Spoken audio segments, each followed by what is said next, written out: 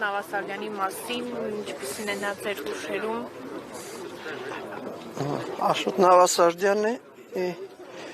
միշտ էլ ինձ հետ է անկախ եմ բանից, թե ես որտեղ եմ կուսակցության մեջ եմ եղել, հետո եմ, որովհետև բացառիկ քաղաքական գործիչ էր, բացառիկ մարդ, լուսավոր մարդ ու հանրապետական կուսակցության հաջողությունները էապես կապված են այն հիմքի հետ, որ Աշոտի մասնակցությամբ ստեղծել են 90-ական թվականներին։ Իսկապես Հայաստանի քաղաքական ասպարեզում ինքը բացառիկ մարդ էր իր տեսակով, իր հայրենիքին նվիրվածությամբ, պատահական չէ, որ հանուն հայրենիքի, հանուն մեր ժողովրդի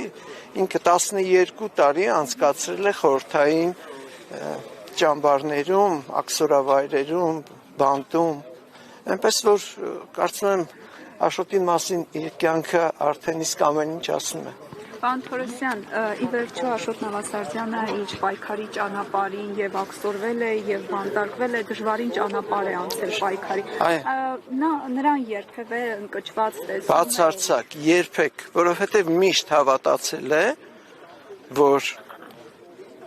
հաջողություն լինելու է եւ միշտ հաջորդ իսկ վարքյանից ձևակերպելով որևէ խնդիր, հաջորդ իսկ վարքյանից գործել է հանուն այդ նպատակի իրագործման եւ դա իսկապես իրականացվել է։ Այդ տեսակետից էլ ինքը շատ յուրահատուկ մարդ էր։ Այնպես որ անկեղծորեն ասում եմ, որ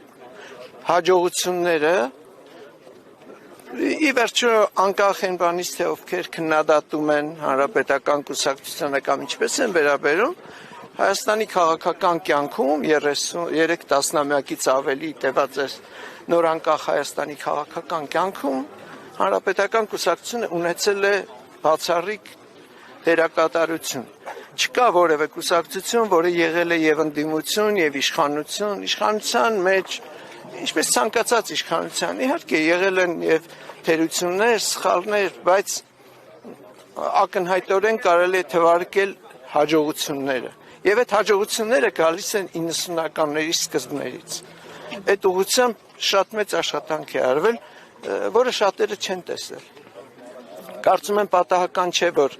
Վազգեն Սարգսյանը եկավ հենց հանրապետական կուսակցություն եւ առաջարկեց միասին անցնել հետագա ճանապարհը։ Այնպես որ իսկապես մեր նորանկախ պետության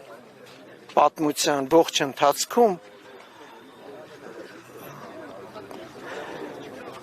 բոլոր հաջողությունները կապված են 90-ականների սկզբին արված աշխատանքների հետ, բոլոր հաջողությունները։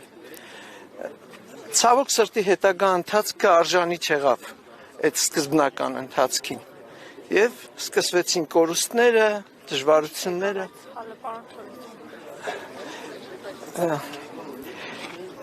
Խնդիրը այնտեղ է, որ կուսակցությունները սկսեցին չգիտակցել, որ լիարժեք կուսակցություն լինելու համար պետք է կայանալ։ Տեսեք, ամեն մեկը, տեղից վեր կացող ամեն մեկը կուսակցություն է ստեղծում։